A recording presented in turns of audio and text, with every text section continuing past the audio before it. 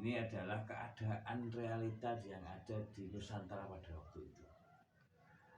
Sehingga tidak bisa dipungkiri memang kunci daripada pengikut Islam yang ada di Nusantara ini lebih kepada bagaimana cara pandangan ulama-ulama yang kita ikuti ini bisa mendekati warga masyarakat yang ada, sekaligus bisa mengadaptasi kebudayaan-kebudayaan yang ada, sehingga banyak masyarakat yang mengikuti dan mudah menerima agama Islam.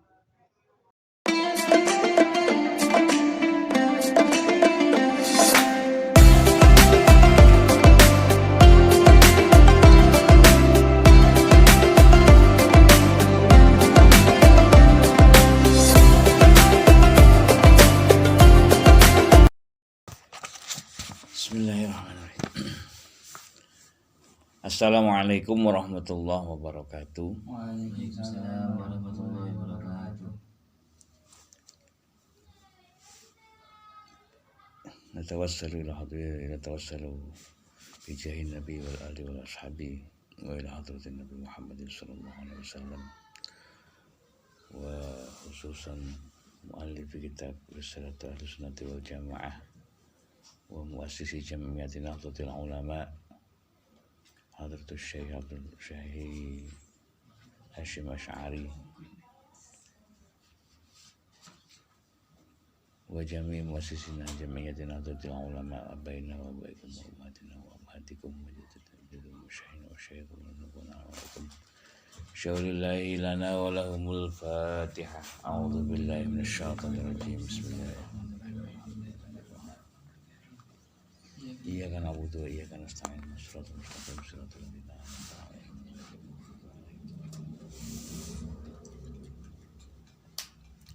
Bismillahirrahmanirrahim. Alhamdulillahirabbil alamin.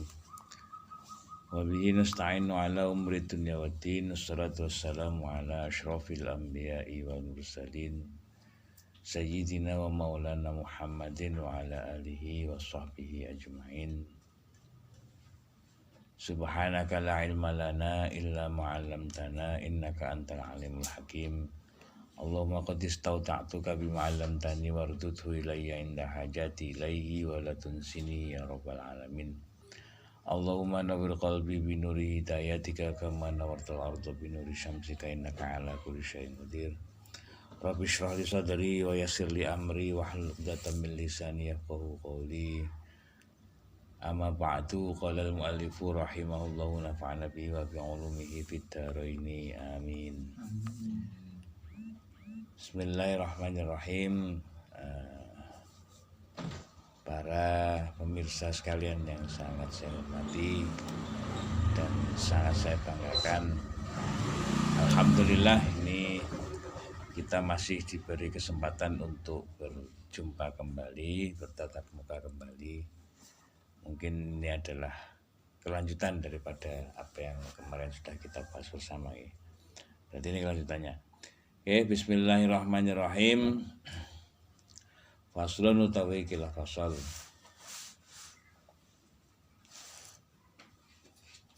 Fi bayani tamassuki ahli Jawa. Ing dalem mertelaake cecekelane wong-wong tanah Jawa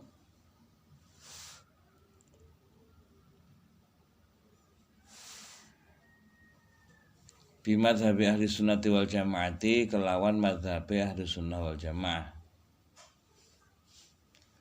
wa bayan nubtida'i zuhuril bid'ah wa bayan nubtida'i lan mertelaake nerangake kawitane ibtidai kawitane zuhuril bid'ai muncule bid'ah wanti syarihalan sumebare bid'ah fi ardi Jawa ing dalem tanah Jawa wa bayani anwa'il mubtadi'ina lan nerangake pira-pira maceme bid'ah fi hadza zaman ing dalam ikilah zaman.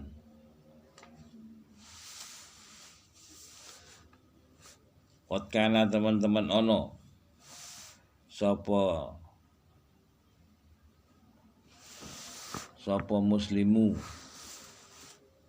muslimul aktori pira-pira wong muslim al aktoril jawiyati kang netep ing tanah Jawa fil azmani salifati ing dalem pira-pira zaman kang dihin kang lawas al haliyati kang liwat iku muttafiqil arai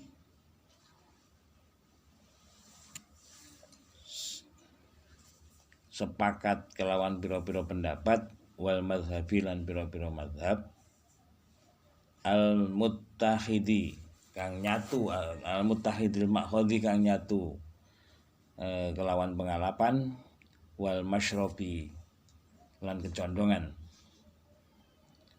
fakulluhum mongko tawis kabehane aktorul jawiyah fil azmani salafiyah fil fiqhi yang dalem netepaken fikih alal madhabin nafisi ing atase madhab kang indah madhabil imami Muhammadin ibn Idris madhabe Imam Muhammad bin Idris Asy-Syafi'i ini wa fi usuluddin lan ing dalem usuluddin atau teologi ala madhabil Imam Abu Hasan al-Asy'ari ing atase madhabe Imam Abu Hasan al-Asy'ari wa fit tasawuf lan ing dalem ilmu tasawuf ala madhabil Imam Al-Ghazali ing atase madhabe Imam Al-Ghazali wal Imam Abu Hasan Asy-Syadzili lan Imam Abu Hasan Asy-Syadzili radhiyallahu anhum ajma'in. Jadi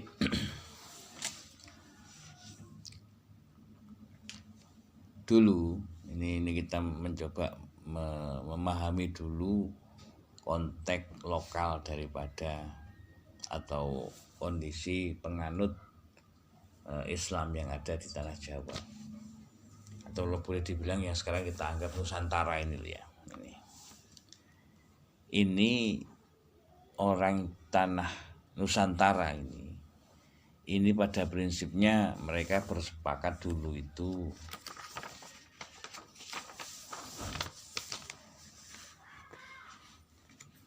mereka bersepakat dan menyatu tentang pandangan keagamaan. Kalau kita mau lihat sejarah bagaimana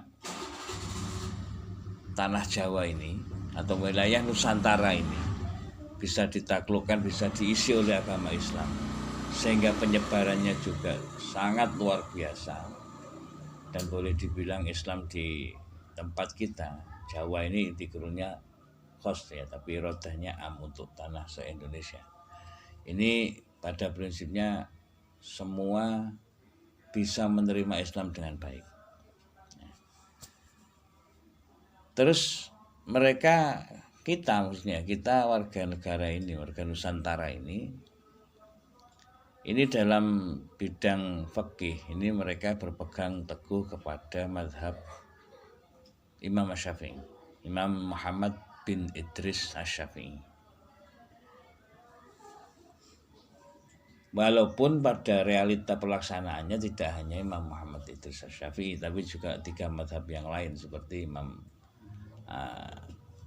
Abu Hanifah Nu'man, kemudian Imam Malik bin Anas, kemudian Imam Ahmad bin Hambal ini juga diikuti.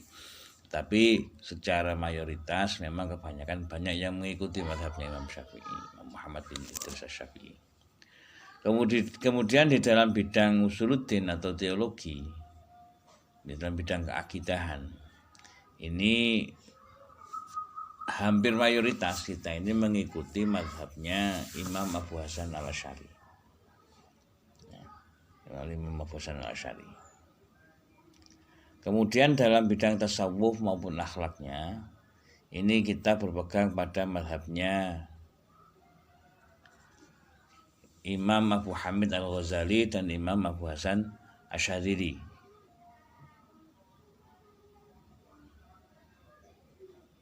ada Abu Hasan Asyadili, ada Imam Junaidi Al-Baghdadi, tapi kebanyakan tuh memakai Imam Abu Hasan Asyadili. Nah, ini adalah keadaan realita yang ada di Nusantara pada waktu itu. Sehingga tidak bisa dipungkiri memang kunci daripada pengikut Islam yang ada di Nusantara ini lebih kepada bagaimana cara pandangan ulama-ulama yang kita ikuti ini bisa mendekati warga masyarakat yang ada, sekaligus bisa mengadaptasi kebudayaan-kebudayaan yang ada, sehingga banyak masyarakat yang mengikuti, dan mudah menerima agama Islam. Oke, saya lanjutkan ya. Summa innahu hadasa, nuli setuhune kedaden fi ami alfi salasimiatin wa salasina, ing dalam tahun 1330 Hijriah.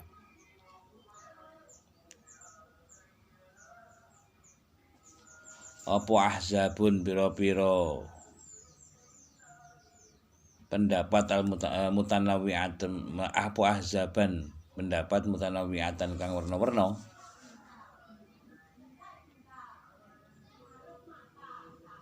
atau golongan kang warna-warna, wa araun lan pemikiran atau pendapat al-mutadafi'atin kang saling bertentangan,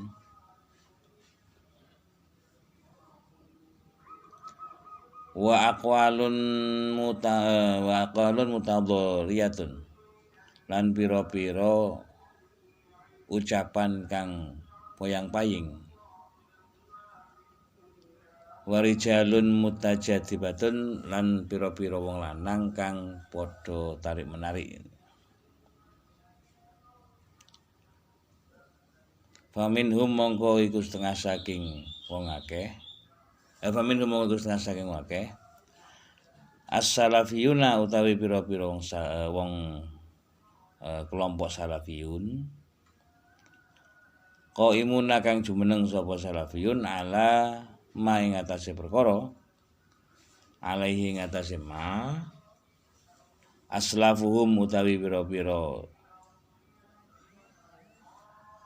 gurune salafiyun, minal madhabi bayane saking madhab, minal tamadhubi ya, bayane saking tata carane gawe madhab, bil madhabi kelawan madhab al muayyani kang den tetepake, wa tamassuki lan gondelan bil kutubi kelawan pira-pira kitab al mu'tabarah kang iso den sendeni, al mutadawilah kang sumebar,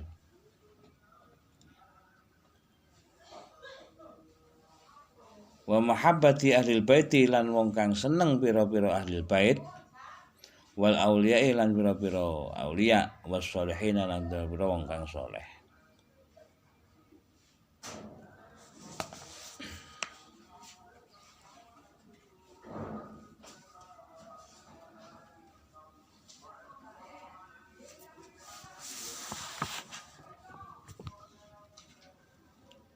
Wa tabarruki lan ngalap barokah bihim kelawan ahli bait auliya wassolihin,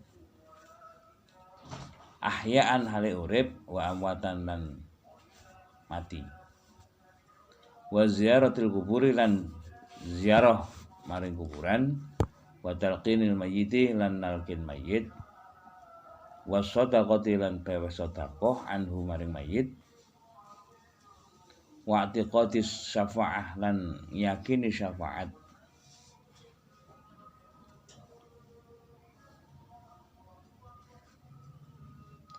wa naf'i du'a lan manfaate doa, wa tawassul lan tawassul, wa ghairu dzalika lan sepertane liyane mengkono-mengkono. Oke.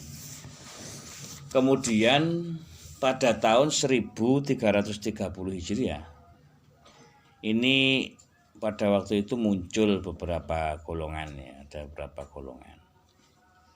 Ada yang tidak sama ya. golongan ahzabul mutanawwi'ah, jadi banyak golongan.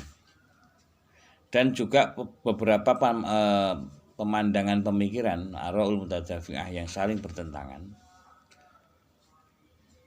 Terus wa aqwalun mutadharibah, dan ucapan-ucapan yang saling seliwar-seliwar, atau kalau bahasanya sekarang itu hoak. Hoak, ada apalagi itu. Isu-isu kalimat-kalimat yang masih fiktif dan lain sebagainya. Kemudian ada kelompok yang memang kelompok ini berpegang pada apa yang diajarkan oleh para guru-guru mereka. Di sini beliau menyebut dengan as-salafiyun. Salafiyun itu adalah orang-orang yang berpegang pada guru-gurunya pada zaman-zaman sekarang, yang gurunya itu kemudian bersanad dengan guru-gurunya yang sebelumnya lagi, dan bersanad lagi pada ilmu guru-gurunya yang sebelumnya lagi, sampai sanadnya keilmuan ini bersambung kepada Rasulullah. Dan itu adalah kelompok-kelompok yang mereka mengikuti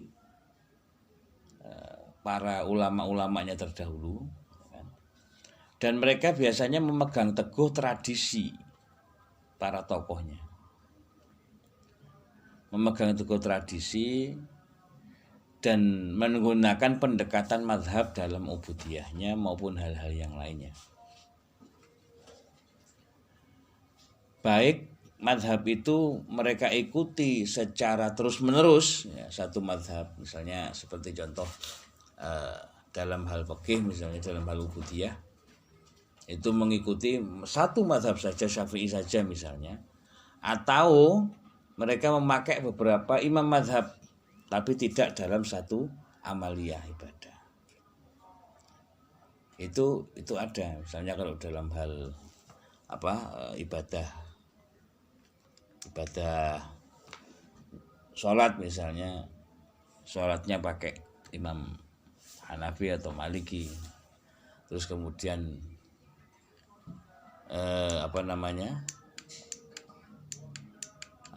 dalam hal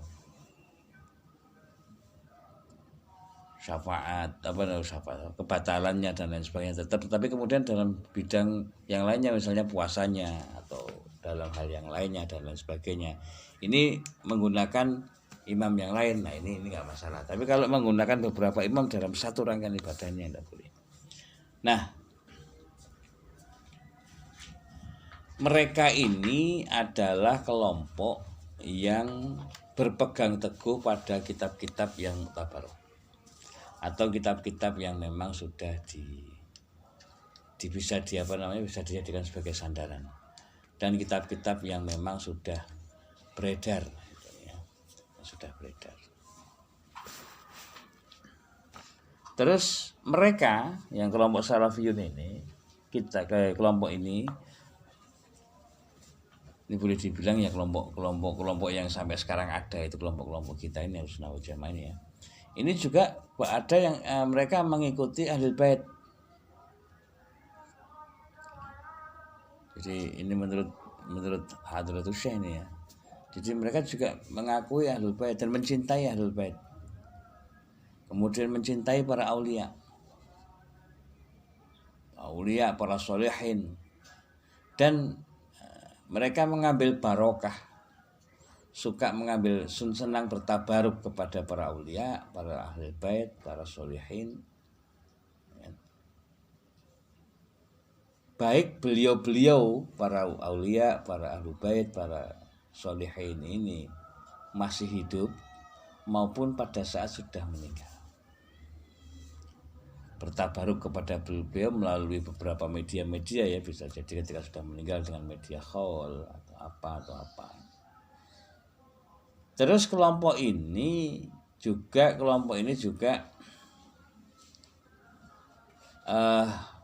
melakukan kegiatan yang namanya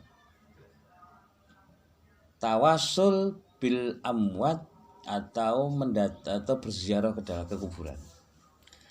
Jangan salah, ketika ziarah ke kubur itu bukan berarti kita meminta pada kuburan. Salah besar kalau kita meminta pada kuburan. Tapi kita bertawasul kepada Allah dengan murafaqah para sholihin, para aulia, ya, para Ahlul Bait dan lain sebagainya itu. Terus ketika ada orang yang meninggal, ini mereka mentalkin mayitnya. Memang perintah ini, lakinu mautakum. Kemudian setelah itu ada kegiatan bersedekah untuk mayit. Karena kelompok ini meyakini bahwa amal ibadah yang tidak bisa terputus pahalanya itu adalah sedekah untuk yang mayit. Kemudian mereka juga meyakini syafaat Rasulullah. Syafaat Rasulullah maupun yang lain gitu ya. Karena memang yang bisa memberi syafaat tidak hanya Rasulullah. Ya. Quran juga bisa memberikan syafaat. Atau para guru-guru, para solihin. Termasuk banyak ini Ramadan ini juga bisa menjadi syafaat bagi siapa yang melaksanakan ibadah di dalamnya. Terus kemudian kelompok ini sangat meyakini adanya doa yang bermanfaat. Jadi memang ada doa-doa yang bermanfaat. Dan kelompok ini juga senang dengan tawasul. Tawasul itu berarti seperti yang saya katakan tadi, tawasul ini memakai murafaqah para sholihin, para ulama dan sebagainya untuk menghadap dan meminta kepada Allah. Itu tawasul. Sekali lagi kalau kita rinci dari awal tadi, ini kayak kelompok Salafiyun ini adalah kelompok yang boleh dibilang kelompok pengikut Ahlus Sunnah wal Jamaah. Karena memang ya secara rinci ciri-cirinya memang sudah disebutkan. Bagaimana kita ini menggunakan pendekatan dalam banyak hal menetapkan hukum, ini menggunakan pendekatan memakai kutubul mu'tabar al-mutawilah. Kemudian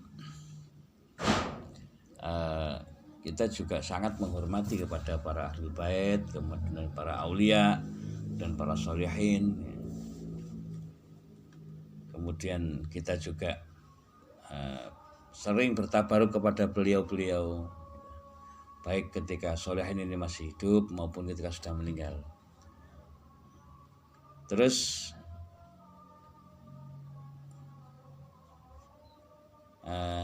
kebiasaan yang kita jalankan itu seperti tawasul bil makbaroh ya.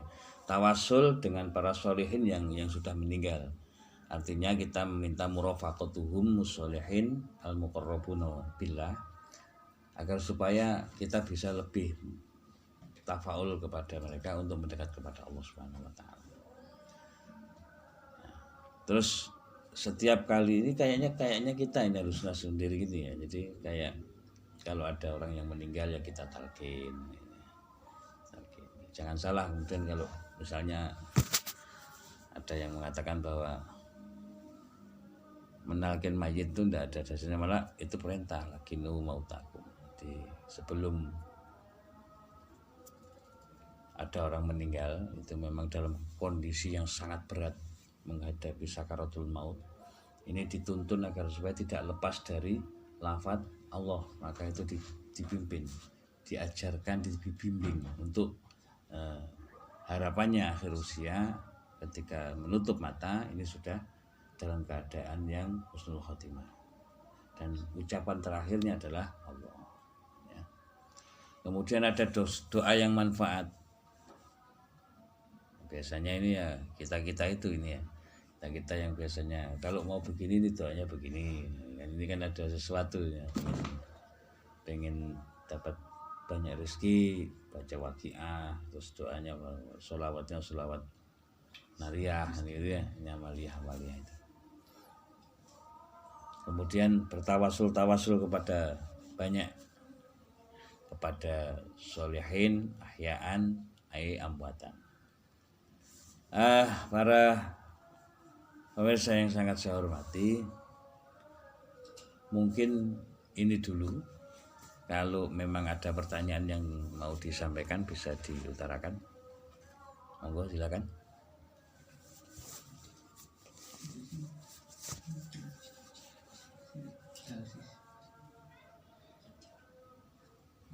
Assalamualaikum warahmatullahi wabarakatuh. Waalaikumsalam warahmatullahi wabarakatuh. Apakah mengadakan perlombaan dengan menggunakan uang pendaftaran sebagai hadiah untuk pemenangnya termasuk dalam ranah hukum judi atau bukan? Sekian, terima kasih. Dari siapa ini? Dari Saya sendiri. Oh iya. Oke, terima kasih. Baik. Ini ada pertanyaan. Jadi kalau misalnya ada perlombaan gitu ya, ada perlombaan kemudian hadiahnya itu caranya mengambil uang pendaftaran gitu ya, uang pendaftaran kemudian dikumpulkan banyak, kemudian diundi tapi mungkin tidak langsung diundi, mungkin melalui sebuah ikhtiar untuk supaya lebih ada usaha untuk siapa yang lebih baik atau terbaik atau cari pemenang lah. Nah kalau seperti itu tidak apa-apa, tidak masuk judi. Tapi kalau cuma mengumpulkan uang terus kemudian untung-untungan, nah ini hanya untung-untungan, mainnya cuma diuntung-untungan, nggak perlu ikhtiar apa-apa. Kayak misalnya seperti contoh kemarin, misalnya ada jalan sehat. Ini kan pasti ada jalan sehat. Intinya adalah jalan sehat. Ada jalan sehat. Kemudian diundi di jalan sehat tersebut sehingga muncullah beberapa orang yang berhak menerima hadiah. Dan hadiah itu disponsori dari mana? Ya dari uang pendaftarannya masing-masing itu tadi. Tapi semuanya bisa merasakan kesehatan ketika melakukan perjalanan tersebut. Yang masalah itu kalau kemudian mengumpulkan uang ya, tanpa ada apa-apa diundi. Nah, yang menang siapa? Nah ini yang masuk dalam ranah judi. Atau begini, bukan mengumpulkan uang pendaftarannya, tapi bahasanya orang Jawa itu den-gedenan. Dispesifikan lagi totoan. Nah, totoan misalnya begini, ada tinju. Wes yang menang ini, saya berani sekian. Nah, ini beda lagi, itu judi jelas itu. Jelas judi. Atau sepak bola misalnya. Wes saya pegang ini, saya berani sekian. Saya berani sekian. Nanti kalau saya menang, kadang-kadang sampai detail. Saya berani sekian, iya dapat segini. Dapat sekian gol, kalah sekian gol. Nah, ini judi. Kalau yang seperti itu yang judi, ya. Saya kira seperti itu. Oke. Mungkin ada lagi pertanyaan yang bisa disampaikan?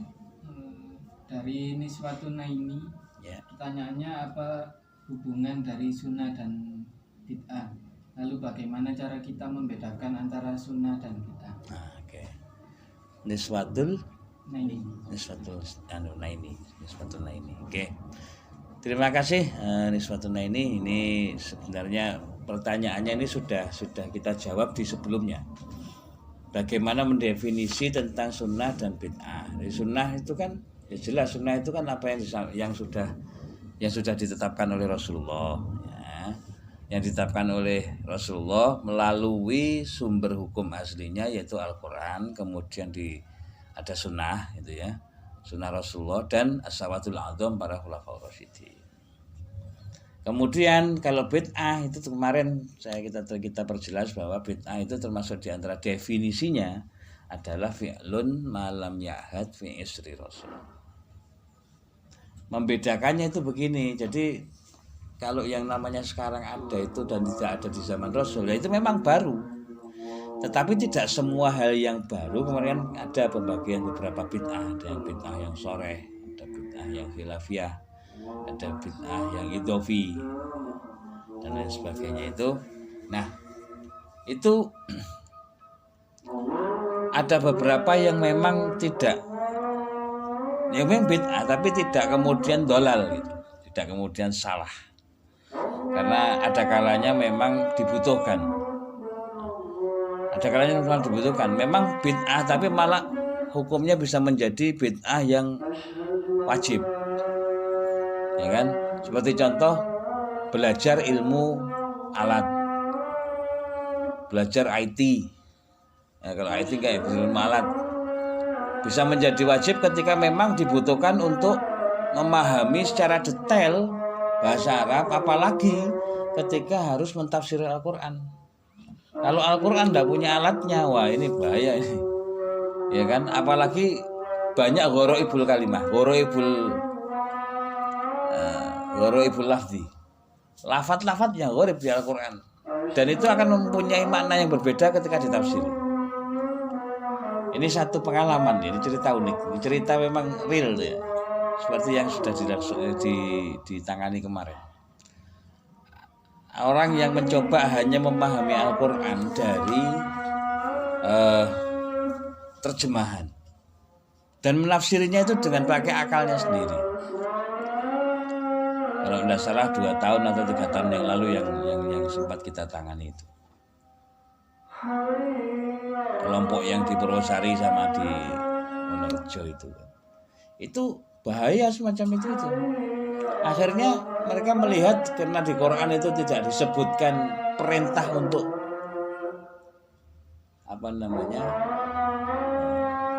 bersyahadat, maka mereka tidak mau menjadikan syahadat itu sebagai salah satu rukun Islam. Di haji juga kalau melaksanakan haji kan istata'ta ilaihi sabila, kalau bisa, kalau jadi nggak ada kewajiban mutlak, mereka tidak mau. Terus seperti contoh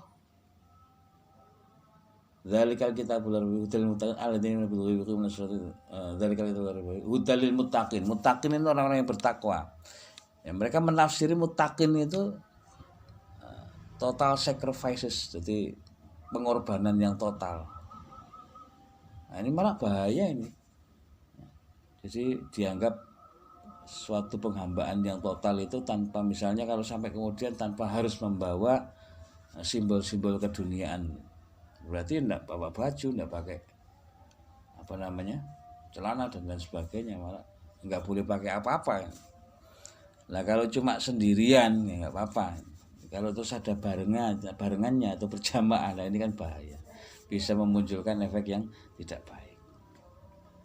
Nah, itu secara definisi. Nah, sekarang bagaimana penerapannya? Sebagaimana saya katakan tadi bahwa kalau memang sekarang kita jangan bicara sekarang ini tidak ada bid'ah. Ini semua banyak yang mubtadi'ah, tapi mubtadi'ah yang tidak sesat. Selama bid'ah ini masih ada sumber hukumnya, sebagaimana kemarin saya sampaikan, ada sumber hukum yang mendasarinya, atau paling tidak itu menjadi amaliyah yang dilakukan oleh salafun sholihin. Ya, kemudian ada unsur manfaatnya dan tidak bertentangan dengan Al-Quran, ya, Alkitab, dan dengan ajaran Rasulullah, maka itu masih bisa dianggap sebagai sesuatu yang diperbolehkan. Nah, saya kira itu niswatun aini. Mungkin perlu dilihat lagi sambil nanti dibaca kitabnya ini, insyaallah sudah pernah kita terangkan bersama kemarin ya. Oke, saya kira cukup. Ada lagi? Cukup ya. Oke, kita akhiri. Subhanakallahumma bihamdika asyhadu an la ilaha illa anta astaghfiruka wa atubu ilaik. Wassalamualaikum warahmatullahi wabarakatuh. Waalaikumsalam warahmatullahi wabarakatuh.